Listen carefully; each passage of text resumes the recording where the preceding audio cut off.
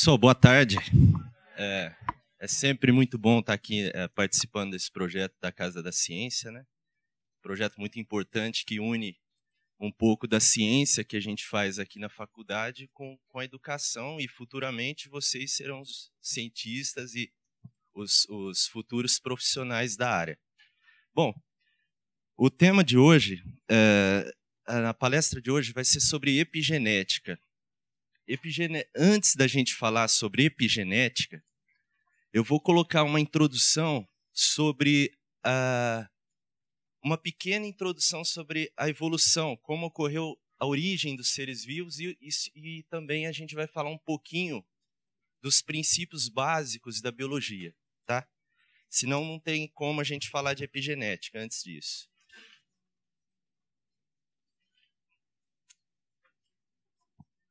Vários estudos indicam que a Terra surgiu há cerca de 4,7 bilhões de anos atrás, e as primeiras formas de vida contendo DNA surgiram há cerca de 3,5 bilhões de anos.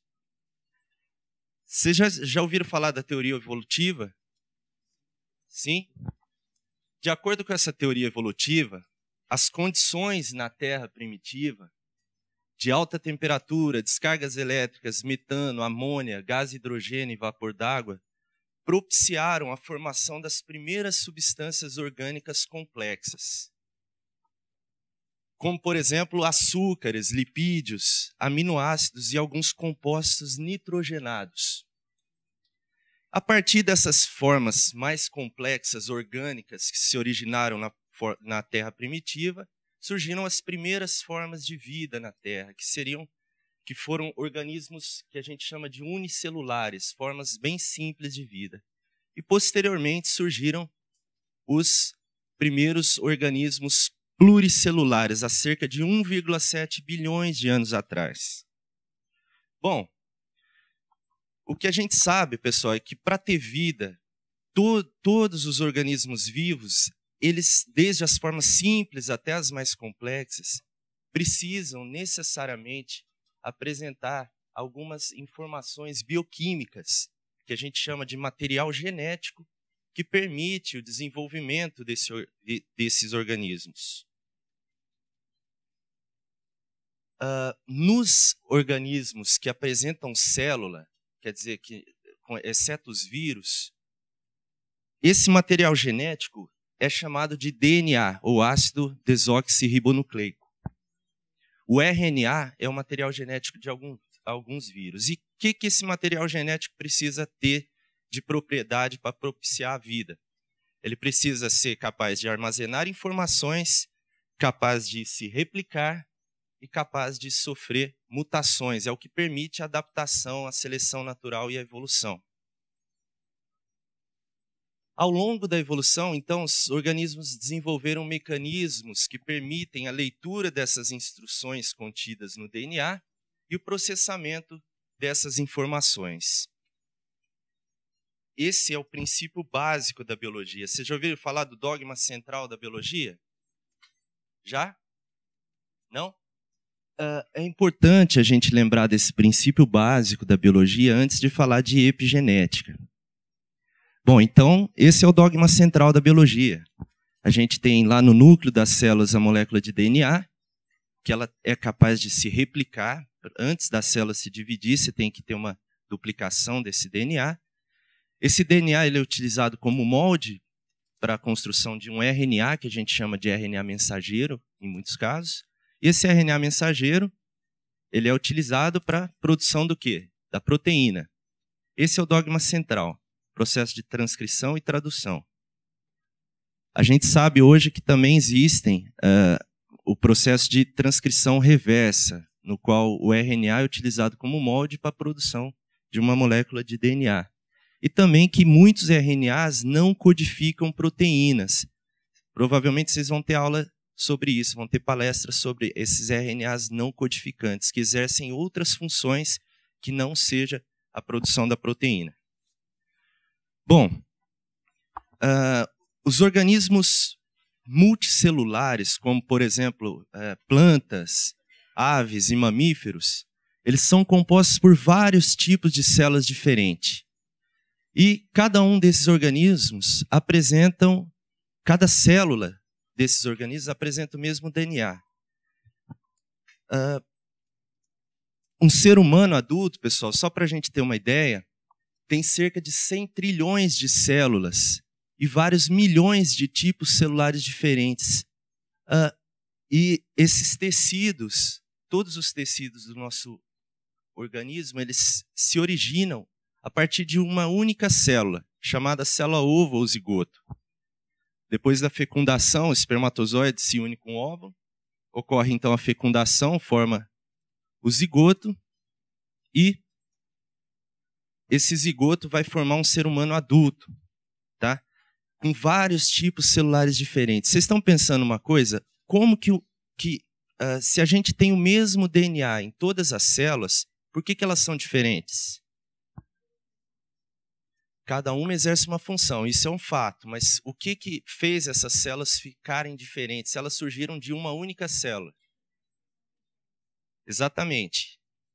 O que diferencia as células é a expressão, o padrão de expressão dos nossos genes.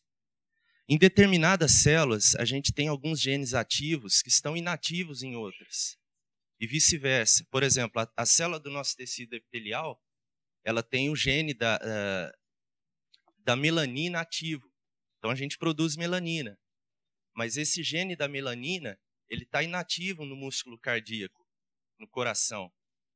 Por outro lado, no coração a gente tem genes ativos de produção de proteínas miocárdicas que estão inativos na célula da pele, e assim por diante. Isso diferencia. Por isso que um linfócito é diferente de uma célula do tecido nervoso, que é diferente de uma célula muscular. É o padrão de expressão gênica. Então, esse aqui é o exemplo que a gente viu no vídeo. Aqui nos cromossomos a gente tem os genes, e o que diferencia uma célula da outra são os genes que estão ativos numa célula de um tipo ou do outro. Mas o que determina a ativação e inativação desses genes? Toda célula não tem o mesmo DNA? Por que alguns genes vão ficar ativos em umas e inativos em outras? Bom, em 1957, um cientista chamado Conrad Waddington, era um biologista inglês, ele trabalhava com biologia do desenvolvimento, utilizou pela primeira vez o termo epigenética. Ele se referia à epigenética como todos os eventos que conduzem ao desdobramento do programa genético do desenvolvimento, e propôs pela primeira vez a relação entre os genes e o desenvolvimento. Entretanto, ele não propôs nenhum mecanismo. Atualmente, nós sabemos que os genes, eles raramente existem na forma de DNA puro. Ou seja, normalmente, os nossos genes, lá no núcleo das nossas células, eles são revestidos e ligados a moléculas que podem tornar esses genes mais ou menos ativos. São como se fossem revestimentos químicos no DNA. Esses revestimentos, eles podem ser transmitidos de uma célula para outra. E quando a gente fala de epigenética, a gente está falando justamente desses revestimentos que alteram a expressão do gene sem que ocorram mudanças na sequência do DNA. Um fato importante, é que essas modificações elas são herdadas. Uma célula sofre uma modificação química no DNA ou na cromatina e ela transmite isso para a próxima célula. Então, isso é epigenética, é o estudo de como são feitas e desfeitas essas ligações químicas no DNA e na cromatina que regulam os genes. Entre os mecanismos epigenéticos, a gente vai falar de dois principais: as modificações que ocorrem diretamente no DNA e modificações que ocorrem na cromatina. Vocês lembram que o nosso DNA ele não está puro, ele não existe na forma pura, normalmente ele está associado a proteínas. que é o que a gente chama de cromatina, o DNA associado a essas proteínas. As principais proteínas que o DNA se associa são chamadas de proteínas histonas. Vocês já ouviram falar de proteínas histonas? Sim? Alguns sim, outros não. Em 1975, foi proposto o primeiro mecanismo chamado metilação do DNA. O que é a metilação? Metilação é uma adição de um radical CH3, ou metil, composto por um carbono e 3 hidrogênios. Quando isso ocorre, a gente fala que ocorreu a metilação do DNA. Então, esses cientistas, 2 grupos independentes, propuseram pela primeira vez, em 1975, que a metilação do DNA poderia influenciar a expressão dos genes. Quando o DNA é metilado, influencia a expressão dos genes. E também que esse padrão de metilação ele é herdável. Ele pode ser transmitido de uma geração para outra.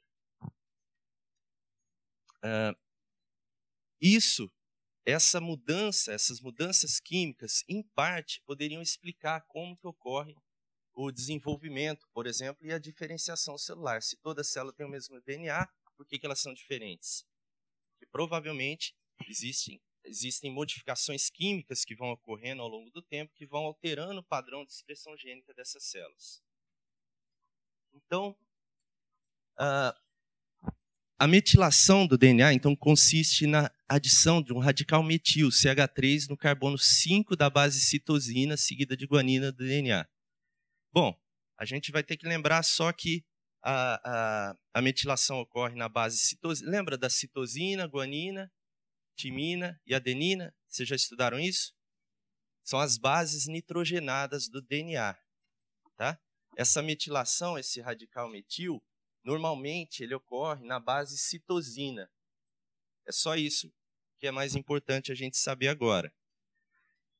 E quem que faz isso? São enzimas chamadas DNA metiltransferases, tá? Essas DNMTs, elas adicionam esse CH3 na base citosina do DNA, e daí a gente começa a chamar essa base de 5-metilcitosina. O 5 é porque o radical metil é adicionado no carbono 5 da pentose, aqui da citosina.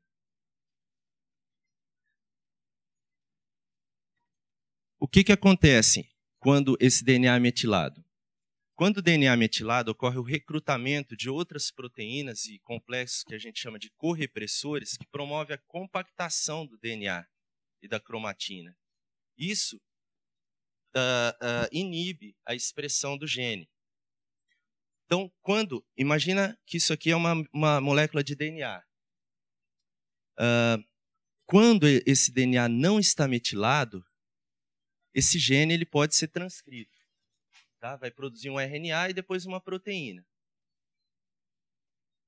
Quando uma região desse gene, chamada de região promotora, está metilada, quer dizer, tem radicais metil, esse gene não é transcrito, não ocorre a transcrição.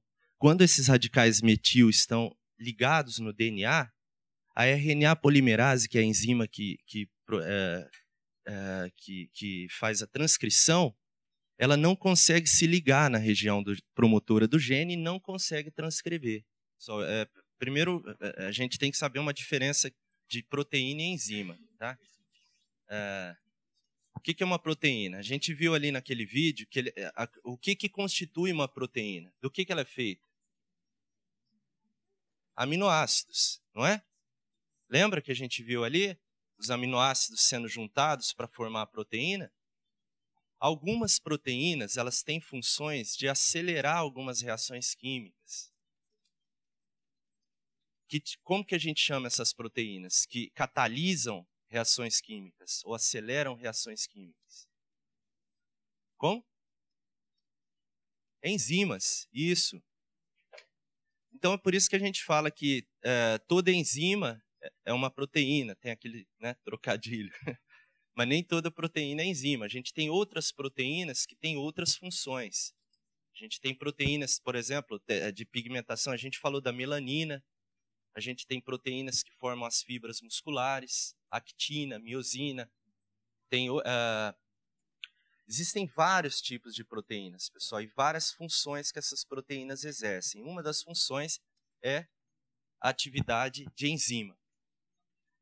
E o que tem a ver com o contexto da metilação? O que a metilação pode fazer em consequência da produção dessa proteína? Se o seu DNA, se o gene que produz aquela proteína estiver metilado, a proteína vai ser produzida? Não. Essa que é a relação. Se você tem a metilação naquele gene que produz a proteína, se ele estiver metilado, a RNA polimerase não consegue fazer a transcrição do RNA mensageiro e, consequentemente, você não vai ter aquela proteína. Tá? A gente sabe também, pessoal, que existem regiões na cromatina que não apresentam genes ativos. A gente chama essa região de heterocromatina. E essas regiões de heterocromatina, elas são compactadas no DNA. A cromatina é compactada. A gente chama de heterocromatina. E essas regiões são geralmente muito metiladas. Onde acontece a metilação, então, a cromatina vai acontecer o quê? Ela vai compactar e não vai ter transcrição. Beleza? Isso aqui é uma foto de microscopia eletrônica de uma célula eucarionte intérfase. Ou seja, quando a gente fala que a célula está em intérfase, significa que ela não está se dividindo. Essas regiões mais escuras, aqui, essas regiões mais escuras do núcleo da célula, a gente chama de heterocromatina. Elas estão escuras porque elas estão compactadas e elas absorvem mais o corante. Nessa região aqui, que ela está mais clara, são a região que a gente chama de eucromatina, que são normalmente as regiões onde estão os genes, a maioria dos nossos genes ativos. A metilação do DNA também está envolvida na inativação do cromossomo X. Vocês já ouviram falar disso? Sim? Quem que provavelmente vai ter um cromossomo X ativo? Inativo. Homens ou mulheres? O cromossomo X inativo. Se não deu certo o homem, vai ser mulheres. Então, pessoal, o que acontece é assim.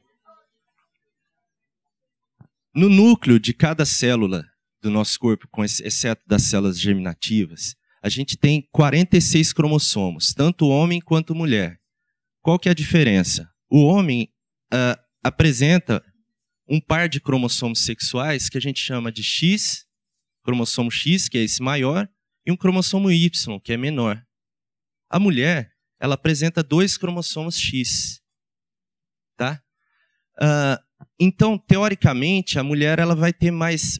Como o cromossomo X ele é maior do que o Y, teoricamente, a mulher ela teria mais genes, não é verdade? Mas isso, por um fato que a gente já conhece, ocorre a inativação de um cromossomo X sempre que eu tiver 2 ou mais.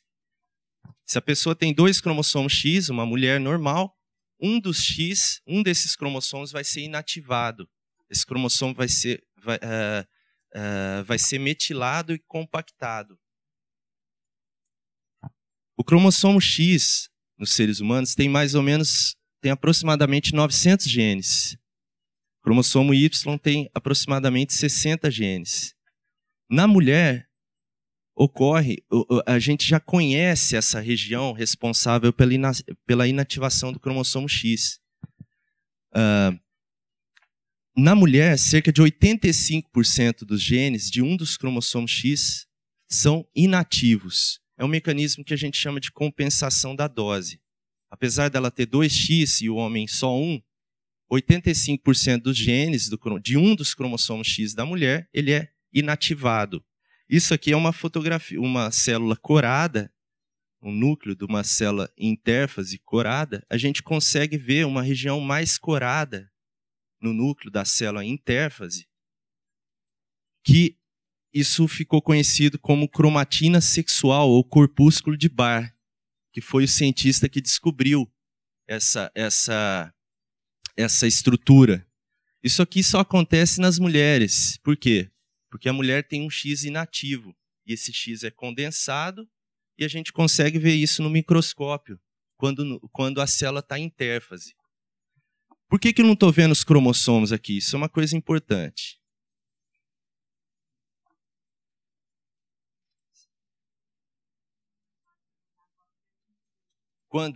Quando que a gente vê cromossomo? Em que fase do ciclo celular? Quando a célula está fazendo o quê? Quando a célula está se dividindo. Quando a célula está em fase de divisão, especialmente numa fase que a gente chama de metáfase, essa cromatina, vocês imaginam que isso aqui é o núcleo de uma célula que não está se dividindo. Esse DNA está espalhado no núcleo da célula. Quando a célula começa a se dividir, esse DNA, esse material genético, se condensa e forma os cromossomos. A gente consegue observar os cromossomos. Mas quando a célula não está se dividindo, a gente não consegue observar os cromossomos como a gente vê durante a divisão. Tá bom? Entenderam? Mas nessa célula em intérfase, apesar disso, de eu não conseguir observar os cromossomos, eu estou vendo esse condensado, esse X condensado, porque ele está inativo. Ele é inativado por qual mecanismo? Metilação. Tá bom?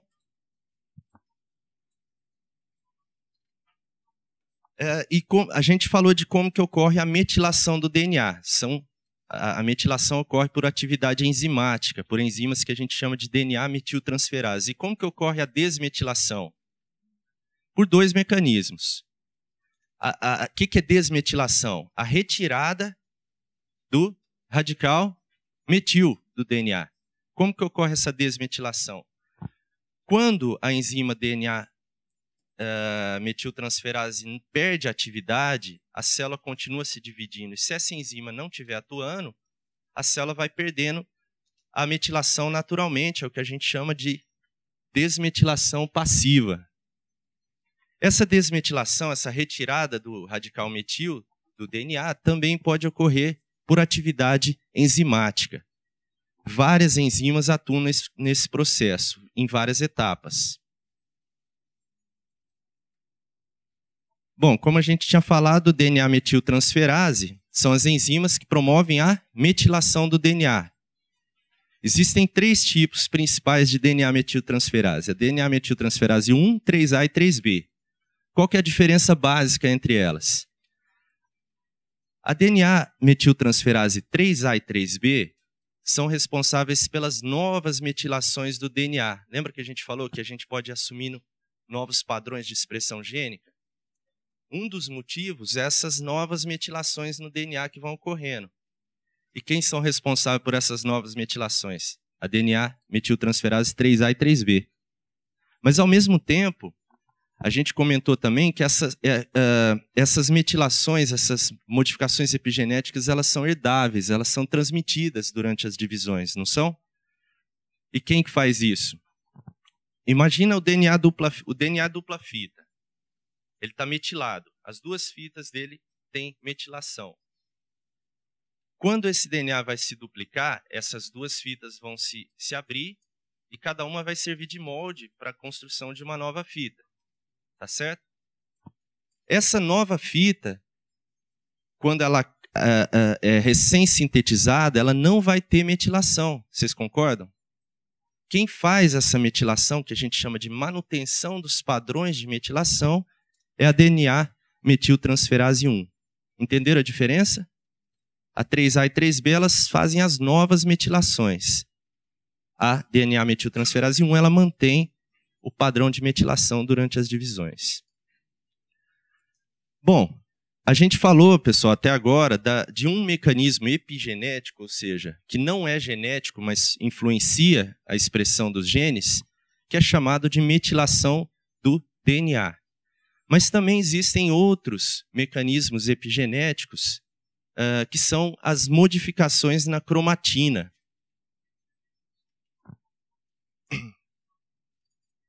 A nossa cromatina é formada por unidades básicas que a gente chama de nucleossomos.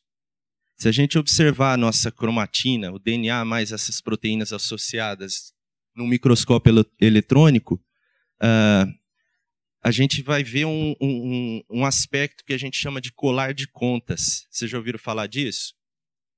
Como se fosse um colar de contas. E o que são essas contas do colar? São essas unidades formadoras da cromatina que a gente chama de nucleossomos. Isso aqui seria essas contas do colar. Cada um desses nucleossomos é formado por proteínas que a gente chama de proteínas histonas. São formadas por um octâmero de proteínas histonas. Dessas proteínas a gente tem H2A, H2B, H3 e H4. 2 de cada. Entenderam? O DNA ele dá quase 2 voltas nesse octâmero de proteínas histonas, formando o que a gente chama de nucleossomo, que é a unidade da cromatina. Por que é importante entender isso? A gente tem que entender como que é formada a cromatina para entender como são feitas essas modificações epigenéticas na cromatina. Agora a gente já não está falando mais de modificação no DNA. E essas proteínas histonas, que formam os nucleossomos, elas apresentam alguns resíduos de aminoácidos, e esses aminoácidos são sujeitos a modificações.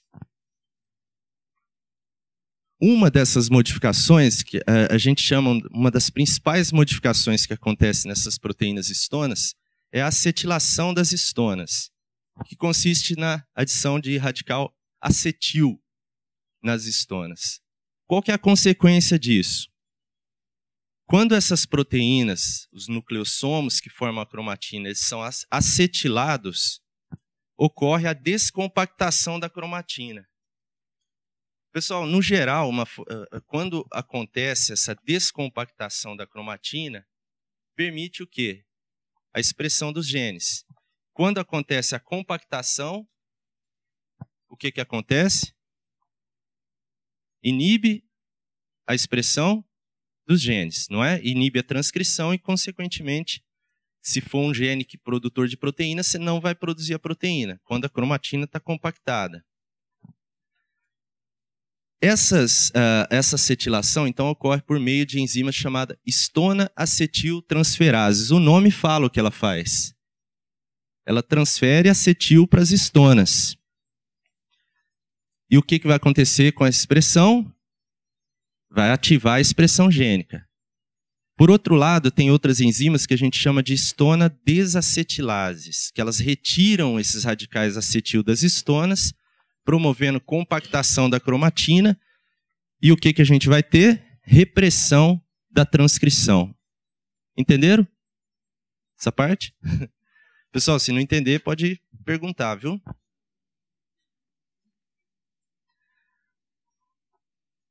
Existem outros mecanismos epigenéticos, pessoal, a gente não vai falar de todos. As pesquisas atuais estimam que existam mais de 100 modificações que podem ocorrer na cromatina, que pode influenciar a expressão dos genes. A gente já falou da acetilação das histonas e agora outro mecanismo que é chamado de metilação de histonas. Lembra que a gente falou de metilação do DNA, não é? Quando acontece a metilação do DNA, ocorre o quê em relação à transcrição? Você não tem a transcrição, não é verdade? Agora, quando acontece a metilação das proteínas histonas, a gente vai ter uma repressão transcricional ou ativação dependendo de onde que acontecer essa metilação. É um pouco mais complicado do que a metilação do DNA. Daniel, posso tirar uma dúvida? Pode. No caso, a metilação no DNA acontece na base citosina. E a metilação na histona acontece em que estrutura? Desculpa, eu não sei se eu consegui. Acontece que as proteínas histonas, elas têm... lembra que a gente falou que o nucleossomo é formado por proteínas histonas, tá? E essas histonas, elas têm alguns resíduos de aminoácidos, como se fossem caudas. Até o termo em inglês é caudas das histonas, né? Que eles chamam. Então, são nesses resíduos, nessas caudas das estonas, que acontecem essas modificações. Por exemplo, aqui nesse caso, a gente está falando de metilação das estonas. Assim como acontece a metilação do DNA, esses resíduos, essas caudas das estonas, elas também estão sujeitas à metilação. E dependendo do resíduo, do aminoácido, da lisina, que for metilado, vai acontecer ou abertura, né, da cromatina ou compactação. Por exemplo, aqui, ó, se a gente tiver... Lembra que a gente falou que tem a estona H2A, H2B, H3 e H4. Quando a lisina 9 ou a lisina 27 da estona 3 for metilada, a gente tem a repressão transcricional, a compactação da cromatina. Se por acaso, na mesma estona, na estona 3, eu tiver a metilação da lisina 4, ocorre a ativação transcricional. Isso, pessoal, isso é chamado atualmente de código das estonas. Tá? Dependendo de onde eu tiver a modificação epigenética, vamos pensar, pessoal, em modificações químicas que estão acontecendo nessa cromatina. Essas modificações, elas alteram o nosso padrão de expressão dos genes. A gente já falou de acetilação de estonas, agora estamos falando de metilação de estonas, e a gente sabe que as estonas estão sujeitas a várias outras modificações que também vão promover alterações na expressão dos genes. Como, por exemplo, fosforilação, ubictinação, ADP-ribosilação e várias outras. E cada uma com uma consequência em relação à repressão ou ativação transcricional. Então, o que a gente sabe hoje é que para que todas as funções das células ocorram de forma correta, além do nosso genoma, as células devem ler também um outro código que é chamado de epigenoma. Nossa célula ela tem que ler o nosso DNA, o nosso genoma, e além disso tem outro código, que são essas modificações químicas que a gente chama de epigenoma. Entre esses mecanismos epigenéticos, pessoal, eles estão envolvidos com células-tronco, estão envolvidos com a diferenciação celular, estão envolvidos com envelhecimento e também com o surgimento de neoplasias. Todas essas modificações químicas, então, no DNA ou na cromatina, elas atuam em conjunto com os genes, estabelecendo os padrões de expressão de cada tipo celular ao longo do desenvolvimento. Qual que é a diferença, então, entre genoma e epigenoma? Está faltando. O genoma é o conjunto, então, de todos os nossos genes, do nosso DNA. E o epigenoma? O epigenoma é o conjunto das modificações químicas que ocorrem no genoma e na cromatina. Tem algumas palestras que o genoma ele é comparado como se fosse um computador, como se fosse o hardware da máquina. E o epigenoma seria o software. Essas modificações químicas que acontecem no DNA, elas dão as instruções de quando e onde os genes devem ser ativados.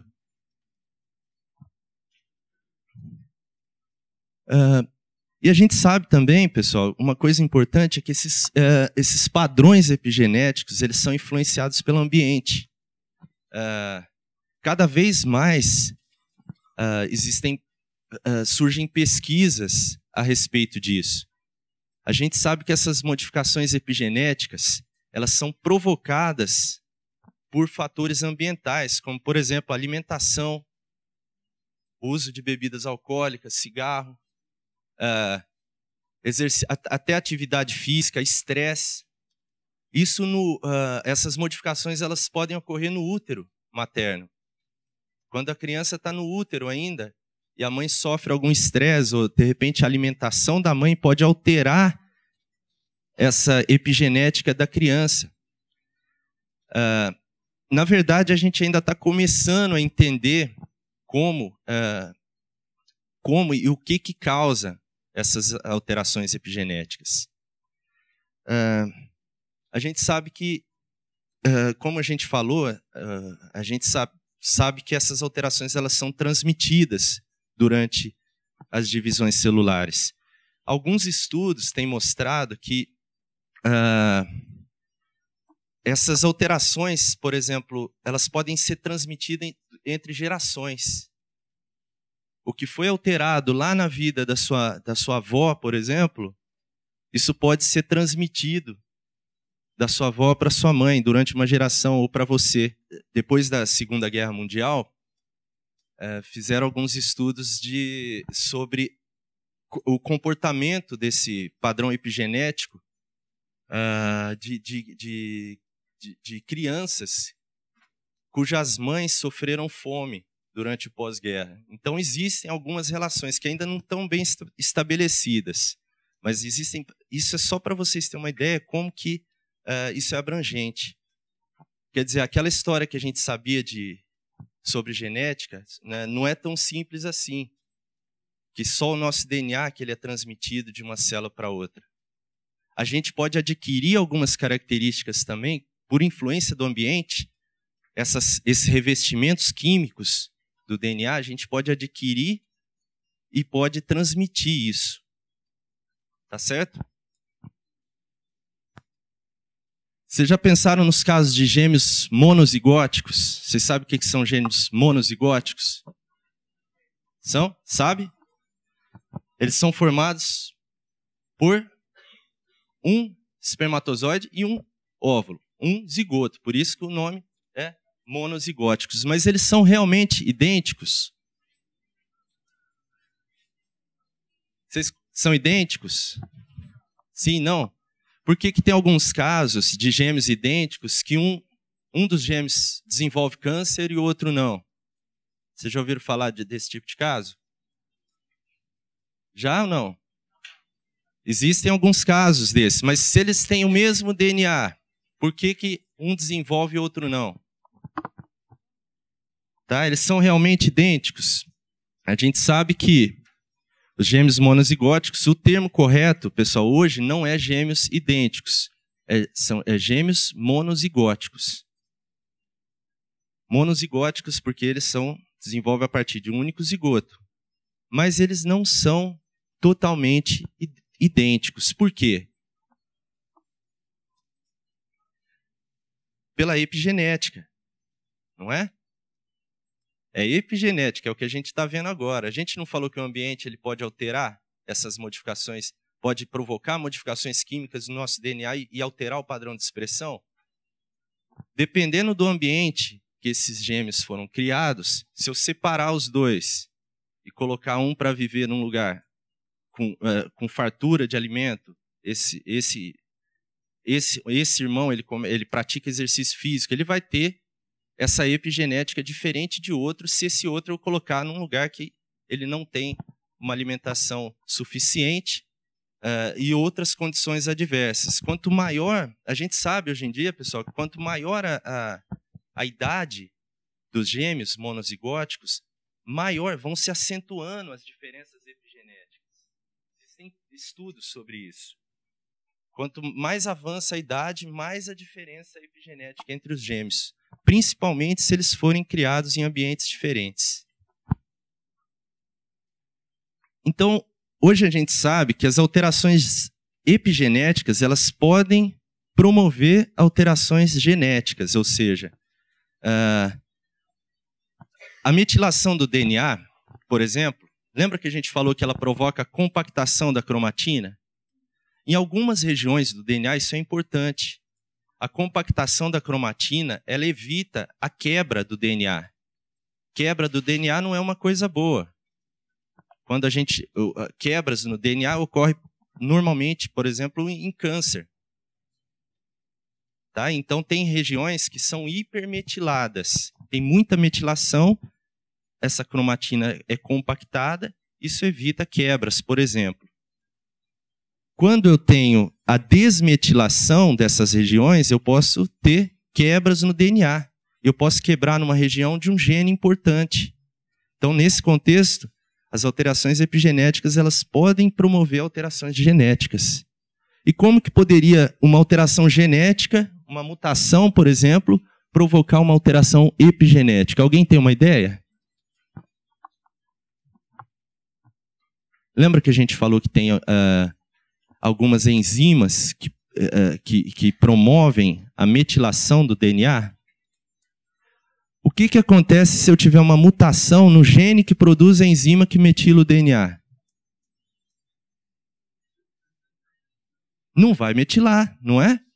Se eu tenho uma mutação no gene que produz a enzima que metila o DNA, essa mutação não vou produzir enzima, então não vou metilar o DNA. Se eu tiver uma mutação nessa enzima, uma alteração genética vai promover uma alteração epigenética. Entenderam? Nesse contexto também, o microambiente celular pode alterar mecanismos epigenéticos que atuam no controle da expressão gênica, contribuindo para o desenvolvimento de neoplasias. Atualmente, a gente sabe, pessoal, antigamente a gente falava em câncer, a gente falava de mutações no DNA. Hoje, a gente sabe que além das mutações, existem também o que a gente chama hoje de epimutações. São alterações epigenéticas nessas células. O que é o câncer?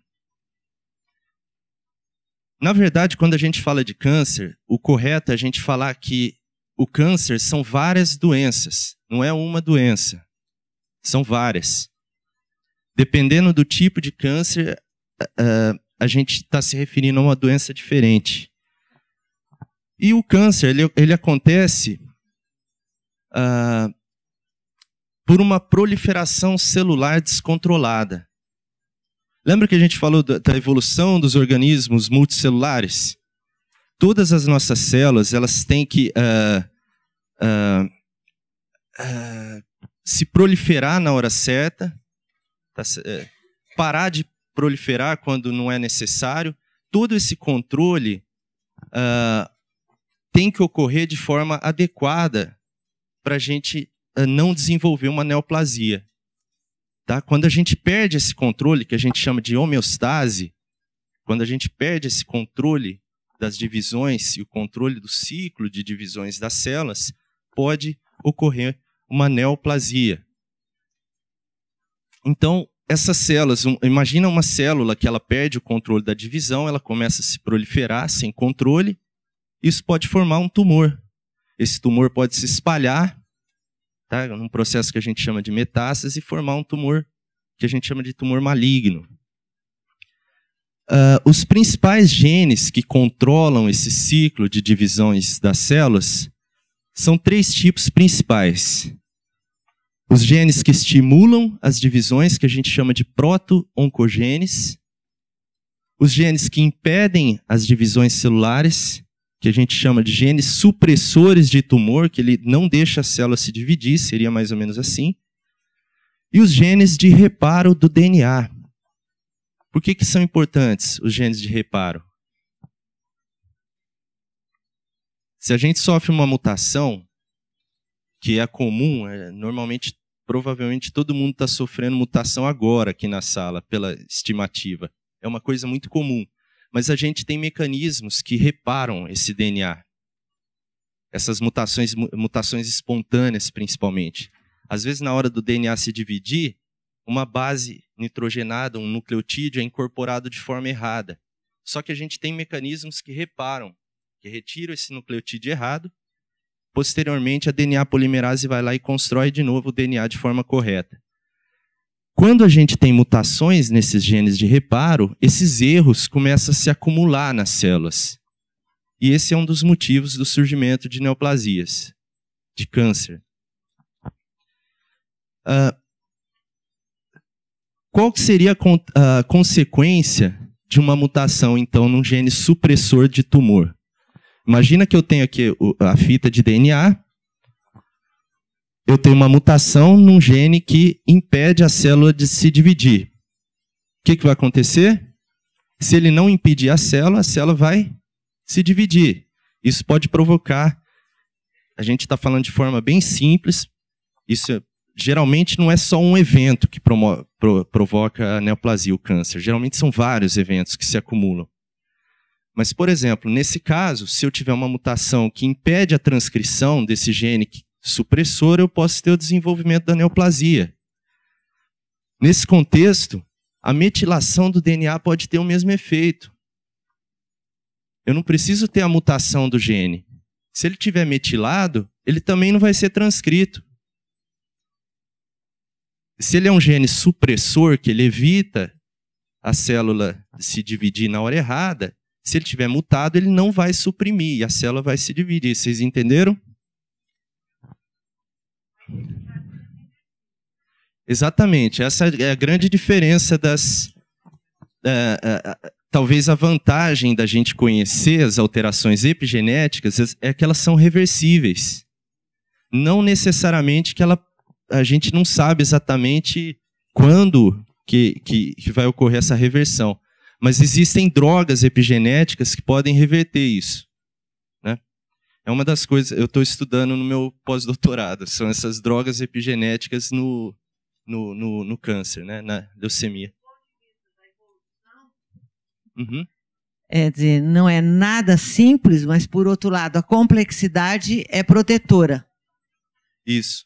Na adaptação. Provavelmente, né?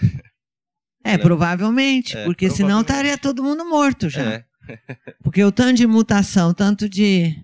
Uhum. Então, a epigenética também veio trazer, eu não entendo nada disso. Eu estou assistindo a aula como alguém muito curiosa. E sempre quis saber, Daniel, você trouxe de presente para mim hoje. Estou muito contente de estar aprendendo isso. Mas a epigenética, ela vem mostrar que é possível mudar antes, inclusive, que seja hereditário. Exatamente. Isso vem contra aquele determinismo genético, né? Que a gente chama de a pessoa tem esse gene, tem isso aqui, ela vai ser assim. Isso aqui a gente já está aprendendo que não é bem assim. Quer dizer, a ciência trouxe muita esperança, não só para o conhecimento, mas para a aplicação disso. Então, pessoal, como a gente está falando, tem muitos tipos de câncer que esses genes supressores de tumor e genes de reparo, eles não estão mutados, mas eles estão metilados. E às vezes tem o mesmo efeito. Por exemplo, tem um trabalho aqui que saiu há alguns anos atrás, que ele colocou um mapa de alguns genes mais comuns. Não vem ao caso a gente falar especificamente sobre cada um. Mas genes que já estão sendo mapeados como frequentemente mutados no câncer, que tem mutação, os que estão em verde.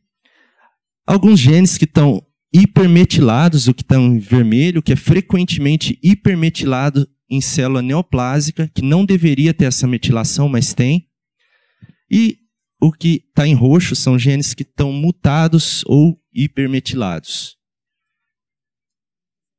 Então, esse conhecimento dessas alterações epigenéticas específicas de cada tipo de câncer de tecido neoplásico, a gente acredita que isso pode ajudar na compreensão de como ocorre o desenvolvimento do câncer e também pode auxiliar no diagnóstico e no tratamento. Já existem alguns marcadores moleculares para saber se o paciente vai ser tratado ou não com determinada droga. Por exemplo, esse é um caso clássico de um gene chamado MGMT. Esse gene, ele produz uma proteína que ela remove agentes que provocam quebras no DNA. A gente vamos chamar de agentes alquilantes. Não é quebra, na verdade, esses agentes vão induzir mutações e podem induzir quebras também. Esse MGMT, teoricamente, ele é um gene o quê? Protetor, não é? Ele repara os danos promovidos por agentes alquilantes. Tem um tipo de câncer que é chamado de glioblastoma. Vocês já ouviram falar? É um tumor no cérebro, um tumor nas células da glia. é um dos tumores mais agressivos que a gente conhece. O que acontece nesse tumor? A gente sabe que os pacientes portadores de glioblastoma que apresenta esse MGMT metilado, eles respondem melhor ao tratamento com uma droga que chama temozolomida. Por que isso acontece? Essa droga, essa temozolomida, ela é usada porque ela promove danos no DNA. Mas para que eu vou dar uma droga que promove danos no DNA para um paciente? Porque ele tem câncer. Então, você danificar uma célula neoplásica, você pode matar essa célula neoplásica, tá certo? Mas o MGMT, ele vai lá e retira esse agente alquilante. Então, vamos pensar o seguinte: para o paciente que tem o MGMT desmetilado, esse gene vai estar expresso ou não? Não tem metilação. Ele vai expressar? Vai. Ele não vai expressar se ele tiver metilado, tá certo? Então vamos pensar o seguinte: o paciente que tem esse gene metilado, ele vai responder à quimioterapia com temozolomida? Está metilado, ele não expressa, ele responde. Deu para entender esse raciocínio ou não? Mais ou menos? Acontece que se o gene está metilado, vamos pensar o seguinte: gene metilado não é expresso, não produz a proteína. A proteína não remove os agentes alquilantes. E eu não estou dando agente para quebrar o DNA, então esse paciente vai responder. Agora, se ele estiver expressando o gene que remove o agente alquilante, adianta eu dar agente alquilante para ele? Entenderam agora? Beleza. Aqui, pessoal, a gente já tem várias drogas epigenéticas que estão sendo utilizadas no tratamento de câncer. Algumas já foram aprovadas para o tratamento e a grande maioria ainda encontra-se em fase de estudo pré-clínico. Uma dessas drogas é o que eu estou trabalhando no pós-doutorado. É um agente inibidor de histona desacetilase, chamado panobinostato, ou LBH589. A gente tem visto que essas drogas elas têm efeitos promissores. Apesar da gente, em muitos casos, a gente não saber exatamente qual que é o alvo, quando você trata essas células neoplásicas com drogas epigenéticas, de alguma forma você está desprogramando esse código epigenético dessas células, e isso tem mostrado efeitos promissores em vários tipos de neoplasias. Então, essas pesquisas para decifrar esse código epigenético, muitos cientistas acreditam que elas vão desvendar algumas das questões mais importantes da biologia. Entre essas questões, provavelmente a gente vai entender muito melhor como ocorre o processo de diferenciação celular, como ocorre o desenvolvimento e a diferenciação das células-tronco, a divisão diferencial das células-tronco.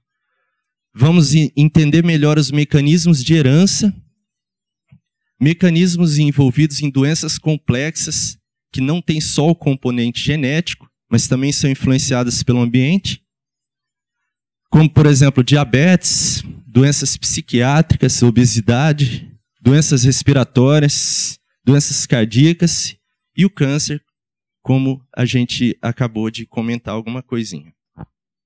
Pessoal, então, era isso que eu tinha para falar.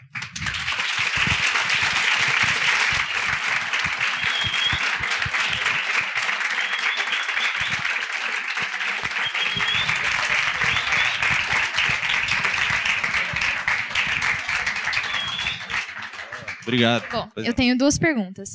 A primeira foi que enquanto você estava mostrando o mecanismo de inativação do cromossomo X, não teria algum jeito de causar isso e minimizar os efeitos da síndrome de Down causada por um cromossomo X a mais? É interessante sua pergunta, mas a síndrome de Down, ela é uma trissomia do cromossomo 21 Sim. e não do X.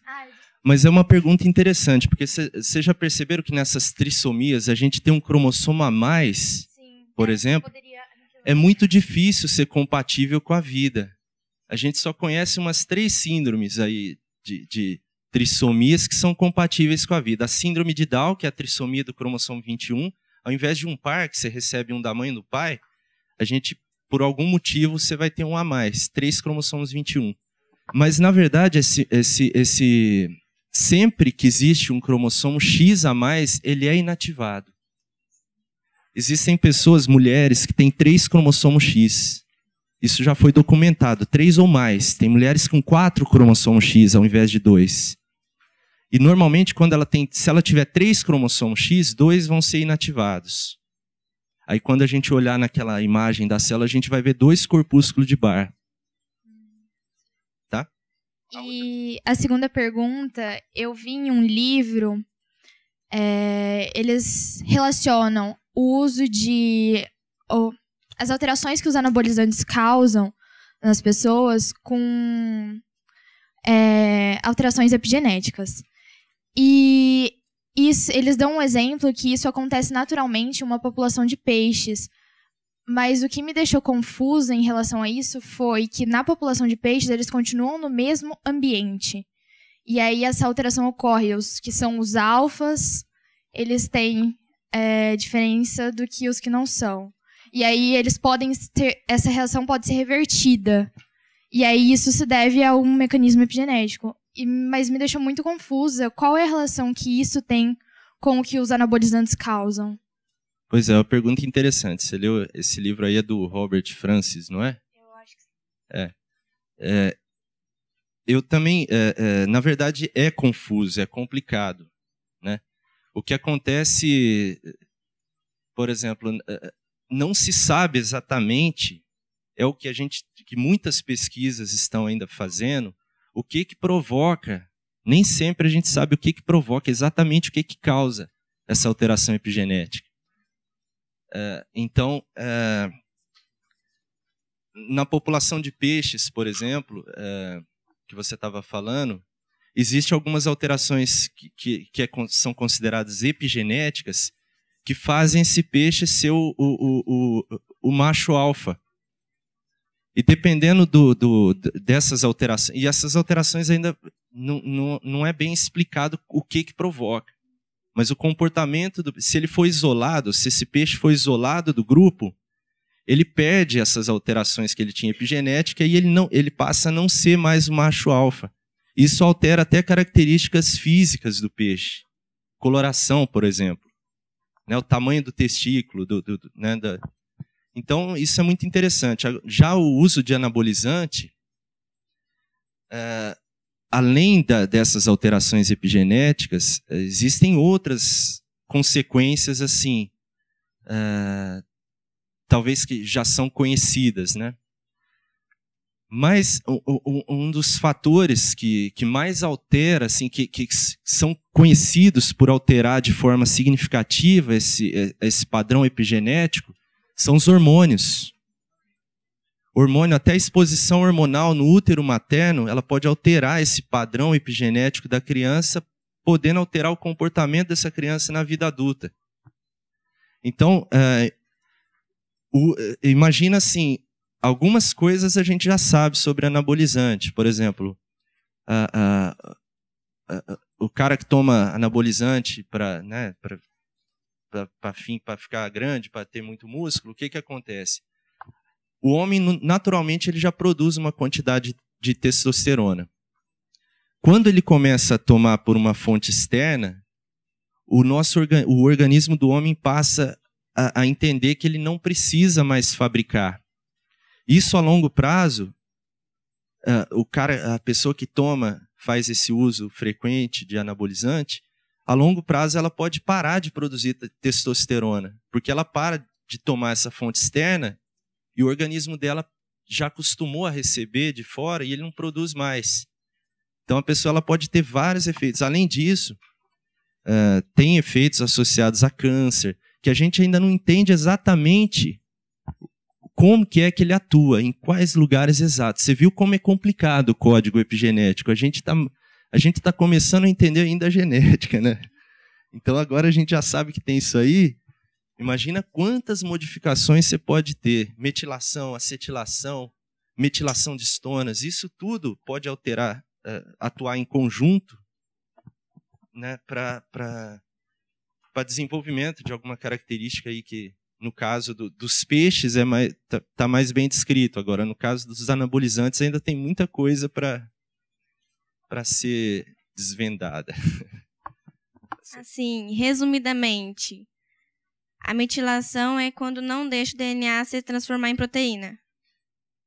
A metilação do DNA? Sim. Isso, a metilação do DNA, ela impede a transcrição e impede a produção da proteína.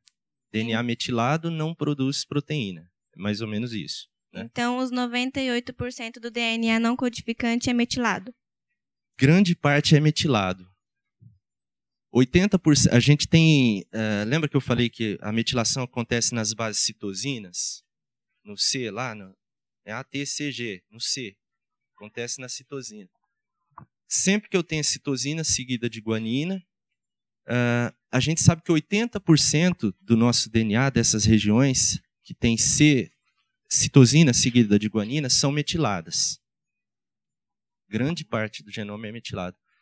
Isso, lembra que a gente falou, isso promove compactação de determinadas áreas da cromatina. E no câncer, acontece a desmetilação dessas regiões. A gente sabe que quando a gente vai analisar o DNA de célula neoplásica, em vez de estar metilado, esses 80% das citosinas, elas estão desmetiladas. Isso provoca quebras do DNA, instabilidade do genoma que propicia a multiplicação celular. E a metilação também pode quebrar células? Não. Metilação? Não. Não tem nada a ver com crossing over? Crossing over? Na hora que eles se juntam. Uma parte de um cromossomo com a parte do outro cromossomo. Você tá entendi sua pergunta. Você está querendo saber se a metilação tem alguma relação com esse crossing over. Por que acontece isso? Olha, eu não pode ser que até tenha, mas eu não conheço. Não sei te falar se tem alguma relação. Eu gostaria de saber por que eu não posso usar a tinínia no RNA. Como?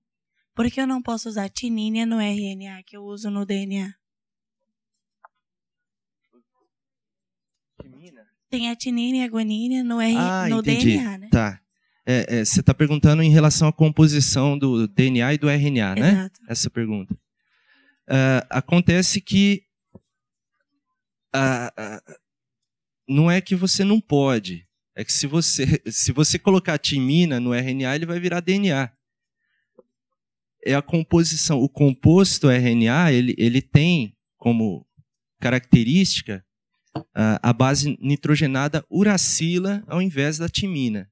Mas é a característica dele. Ele é fita simples, ele tem um açúcar diferente também, que o DNA ele tem um açúcar que a gente chama de ribose, o RNA tem um açúcar que chama de... aliás, ao contrário, o DNA é desoxirribose, daí vem o nome DNA, e o RNA tem um açúcar que chama de ribose. O DNA ele é fita dupla, o RNA é fita simples.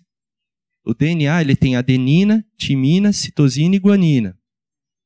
O RNA tem 3 bases em comum, mas ao invés da timina ele tem a uracila. Mas é a composição química do composto, do próprio composto. Então, pessoal, vamos agradecer mais uma vez o Daniel pela excelente palestra. Valeu. Obrigado, Daniel. Valeu.